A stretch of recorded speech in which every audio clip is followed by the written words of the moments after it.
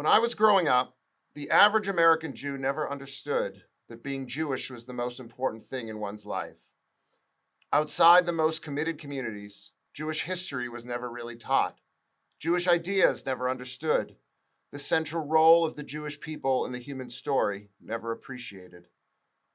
At most, young American Jews lived with a proud sense that we took education more seriously than other kids, except Hebrew school, of course, which was never very serious. And we believed that our ambition to make it in America through hard work was part of our Jewish DNA, with making it translating into acceptance letters from the most coveted American universities and respectable jobs as doctors, lawyers, and bankers. This Jewish drive to succeed coexisted with an occasional whiff of insecurity that some Americans and some American institutions never fully welcomed us. We lit Hanukkah candles and held Passover seders, but our dominant ethos was the Jewish quest for American normalcy, measured in the freedom to live unencumbered like everyone else. Over the past 2 years, I believe that all this has changed. The illusion of Jewish normalcy is simply impossible to believe in anymore, even in America. An era has ended. Since October 7th, the breaking down of our Jewish illusions has often occurred in the darkest ways. The deliberate rape and slaughter of our Israeli kin at the Nova Music Festival. The organized assault on our children and our people at university campuses across the nation.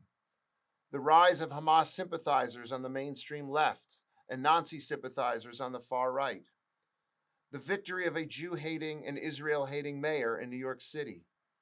The murder of Israeli embassy staffers in Washington, D.C., the assassination of Jews celebrating Hanukkah at Bondi Beach. We dance, they kill. We believe in civility, democracy, and the rule of law, and they traffic in conspiracy theories, anti-Semitism, and an improbable Tucker Carlson AOC alliance against American civilization, held together by the pathetic idea that the world's problems would vanish if only the Jews would stop causing them. Yet amid our painful mourning and growing anxiety, there is the possibility of a deeper realization that the greatest cause in the world is the perpetuation of Jewish exceptionalism, and that the weight of history is ultimately on our side.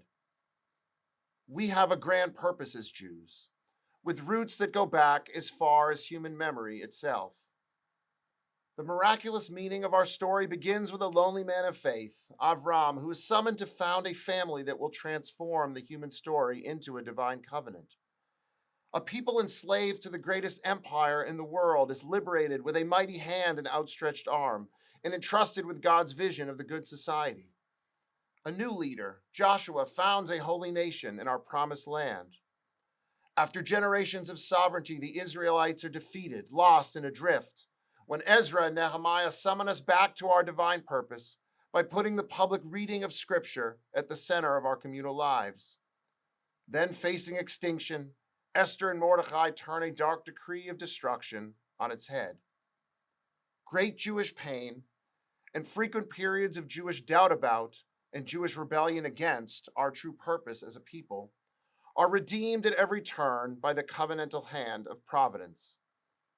This is the Jewish story that so many young Americans, me included, never really learned. And if this biblical drama of Jewish victory against all odds seems too mythical or too remote, the rise of modern Israel stands right before our eyes. Israel is a nation resurrected in fulfillment of a promise. Israel is a land of heroes defined by superhuman stories of daring and bravery. At every moment of great peril, Israel somehow prevails. 1948, 1967, 1973, 2023, and 2024, and 2025. Over the past 2 years, Israel has won on myriad battlefields. With awe, we can look to a new generation of Israeli Joshuas who have carried the weight of Jewish history on their brave young shoulders. None of this is normal. As American Jews, we cannot live with the old illusions anymore. We cannot or should not live unencumbered by our own history. The Jews are not normal. It is time we began acting accordingly, setting aside our metaphysical insecurity complex and accepting our transcendent summons to serve as a light unto the nations by putting our Jewish purpose at the center of our lives. Like every great awakening, grand ideas need practical direction. So let me suggest 5 specific ideas that I believe ought to guide the pursuit of American Jewish exceptionalism in the years ahead. First, the new American Jewish norm should be attending full-time Jewish day school from pre-K to 12th grade. Jewish day school should be the default expectation in our community, not the minority exception. How else can we prepare young American Jews for the responsibilities of Jewish exceptionalism? How else can we teach young Jews the language and liturgy of Jewish civilization? How else can we impart a deep understanding of the history and heroes of the Jewish people, or the influence of Jewish ideas on the civilizational foundations and living fabric of the West? If we believe gymnastics is important, we invest intensively in training our kids in gymnastics. If we believe music is important, we send our kids to a conservatory. If we believe Jewish exceptionalism is important, then we need to send our children to Jewish schools. To succeed in this mission, the old ideological arguments against Jewish day school need to be decisively rejected. That parochial school is less American, that our kids will become isolated, that being around only Jews will make it harder to succeed in our multicultural world, that attending Jewish schools will hurt our kids in the admissions process. These arguments are folly, especially as we have watched so many public and secular private schools embrace the anti-American and anti-excellence ideologies coming out of our madhouse graduate schools of education like Columbia. We need to believe instead that strong Jews will better serve the American project than weak Jews, and that America itself needs the kind of Hebraic awakening that inspired the brave pilgrims and founding fathers who sought to build a new Jerusalem in the New World. The real challenge is not ideological, but practical, making Jewish schools models of academic excellence, ensuring that Jewish schools affirm and impart strong Jewish, Zionist, and American values, building more and more Jewish schools to meet the potentially growing demand, and developing a financial model that makes Jewish schooling affordable and accessible to every Jewish family. This means fighting aggressively for school voucher programs in every state of the nation and moving en masse to those states that have already created such programs. It means shifting Jewish philanthropy away from secular causes and institutions, like funding buildings and programs at deeply broken Ivy League institutions, and investing entirely in full-time Jewish schooling, along with Jewish civilization programs at the most hospitable universities. The central purpose of the Jewish Federation system should be supporting local Jewish day school education. American Jews are the wealthiest Jewish community in the history of the world. We can afford Jewish schooling once we believe again that it matters. Second, we need a generational investment in recruiting, training, and supporting a devoted core of Jewish educators. American society at large is facing a teacher crisis. Not enough people are entering the teaching profession, and those that do are often indoctrinated in the worst forms of ideology, such as the belief that grammar is racist, that feelings matter more than mastery, and that America is a land of sin rather than a land of hope. And while the conventional diagnoses of this problem attribute the teacher pipeline crisis to low pay, the deeper problem is the erosion of energy and prestige that follows when true excellence is no longer the aim of K-12 education.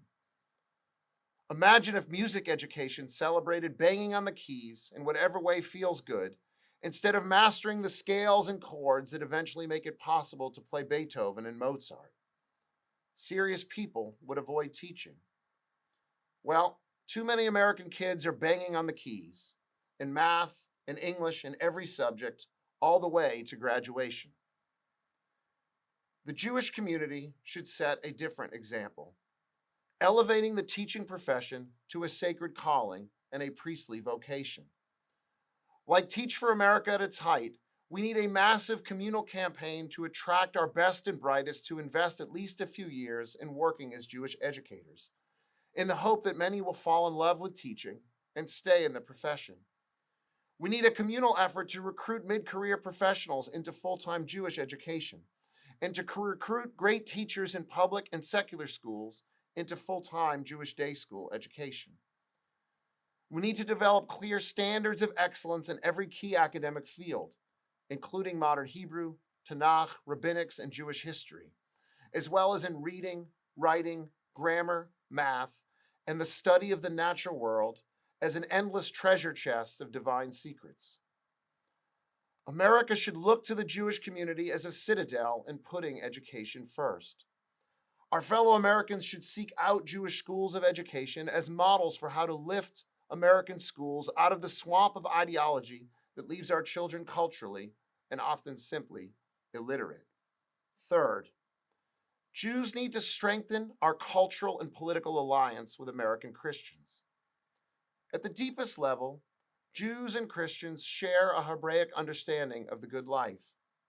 We believe in the biblical moral code, the sanctity of human life, the importance of faithful marriage, the joyful responsibility of fatherhood and motherhood, the ever-present possibility of forgiveness for our sins, and the never-faltering promise of divine redemption from the mortal trials of being human. We can read and even sing David's Psalms together, and we can both celebrate the rebirth of modern Israel as a miracle and a message that God's covenant with the Jews is unbreakable. Jews and Christians also share a deep faith in the American project, the idea that religious freedom is the foundational pillar of the American polity, and that the grand narrative of the Hebrew Bible is part of America's civilizational DNA.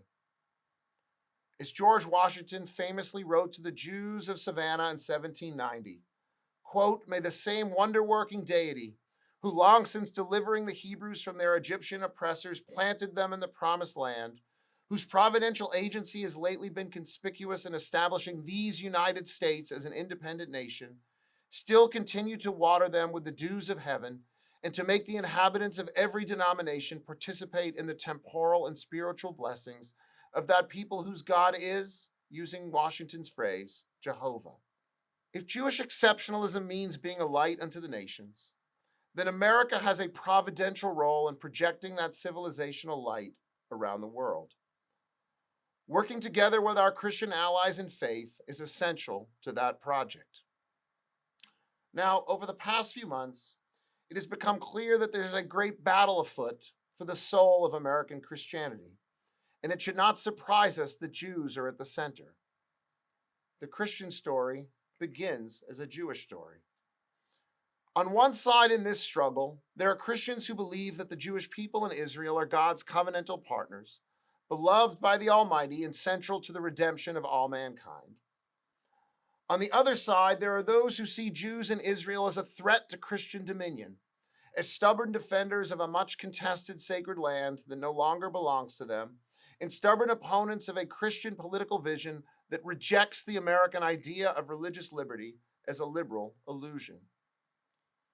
Fortunately, for now, the Marcionites and integralists and post-liberals who reject the Jews are still a minority within American Christianity. Such Christian heresy is still a dissenting voice. The Christian majority, certainly American evangelicals, still loves and respects the Jews. And so it is our job as Jews to cultivate and welcome that love by living as faithful, committed Jews who share the Torah wisdom of our people as elder brothers in faith.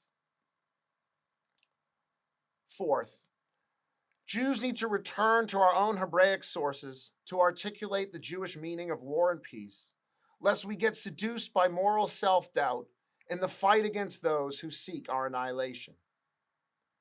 The supreme moral imperative in the Jewish war against our enemies is victory.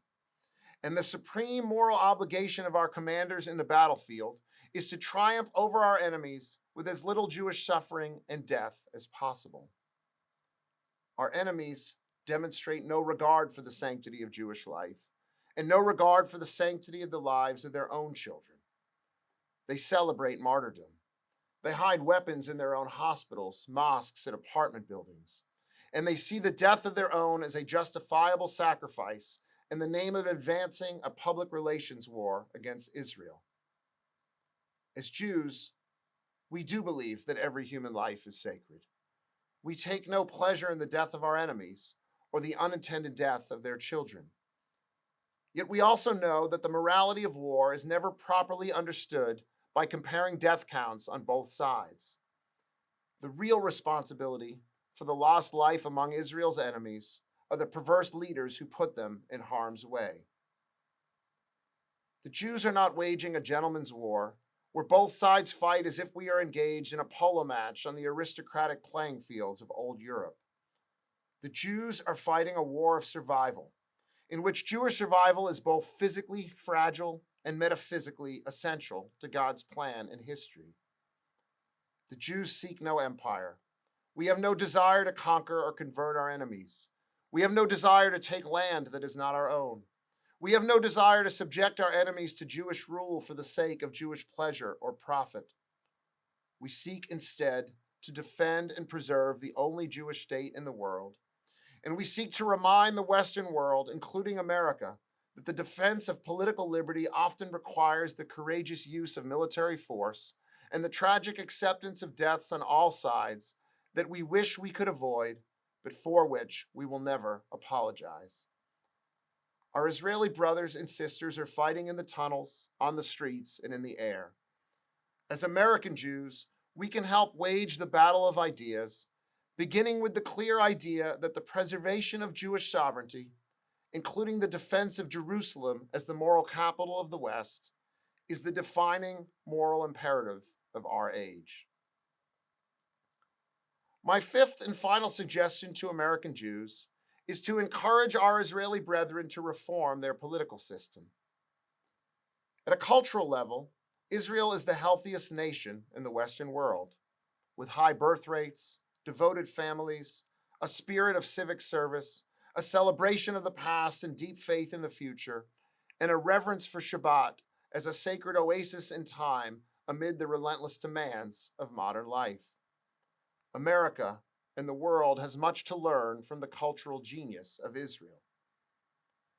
And yet, it is all too clear that Israel's political system needs serious reform, and that Israel's founding political decision to model its democracy largely on the European parliamentary system may require prudent amendment and adjustment. In the book of Exodus, there is a pivotal moment in the education of Moses when he is failing as a leader because he seeks to carry the weight of every decision on his shoulders. His loyal father-in-law, the wise Jethro, a sage from outside the lineage of Israel, gives him crucial political advice on how to structure the day-to-day affairs of Israelite society. Jethro teaches Moses the arts of public administration, dividing the labor, creating hierarchical structures that would later be elevated and refined in the pages of Montesquieu and the Federalist Papers. For years, Israel sent its best and brightest to Harvard's Kennedy School to study the arts of government. Hopefully, the rising generation of Israelis will be wise enough to study at the Hamilton School at the University of Florida instead. Now, let me be clear. It is not the place of American Jews to try to dictate the terms of Israeli political life or to engage directly in Israeli politics. Yet we do have much to offer our Israeli brothers and sisters in the realm of political philosophy. Our constitutional order is a model of modern Republican wisdom, and it is precisely the transmission of these crucial American ideas, especially about the role of the distinct branches of government, about the proper limitations of government power, and about the delegation of powers among local and national authorities that holds the best hope for a new era of Israeli political reform. After October 7th, there is a generation of young Israelis forged in the Zionist battlefields, ready for leadership. If the Israeli political system is broken, these future leaders will never emerge or never truly govern. On the arts of constitutionalist governance, American Jews, like Jethro, have wisdom rooted in 250 years of experience. We can teach Israelis the best of American political thought, lest they rely too much and too long on political miracles rather than healthy political institutions. And just as the early Americans learned from the traditions of Cicero, Locke, and Montesquieu, so may our Israeli friends learn from the traditions of Madison, Tocqueville, and Lincoln, with American Jews as the devoted translators of this political wisdom. Stepping back, the past 2 years have transformed the American Jewish condition in profound ways. We are rightly anxious about the current rise of anti-Semitism. Our faith in the American project itself has been shaken. The mainstream left and now the radical right seem arrayed against us. Yet we must understand the true nature of the crisis. The attack on the Jews is a revolt against the Hebraic civilization that began when God called Abraham to enter into a new covenant. The enemies of the Jews seek to destroy the West itself. The only serious answer to this challenge is to believe again that being Jewish is the most important thing in the world and in our own lives, and that defending Jewish civilization is the only way to advance the larger cause of human liberty and human dignity. For decades, American society allowed Jews to live normal lives. This was a pleasant holiday from our destiny. The holiday is over. We can lament our fate, or we can heed our summons. We can shed our Jewish stars, or wear them with a sense of purpose. But we must embrace the truth that the Jewish people are not normal. We never really were. And only by rejecting the illusion of Jewish normalcy can we resist Jewish delusions and Jewish despair. Ultimately, it is the study of history that is the only antidote to hysteria. And despite the dark days and tragic chapters, Jewish history is mankind's greatest source of metaphysical hope. That life is meaningful, that good ultimately prevails, that creation has a purpose, and that God's guiding hand is real, even if the scenes in this divine drama sometimes make no sense to the mourning human heart. May the great Jewish awakening continue in strength.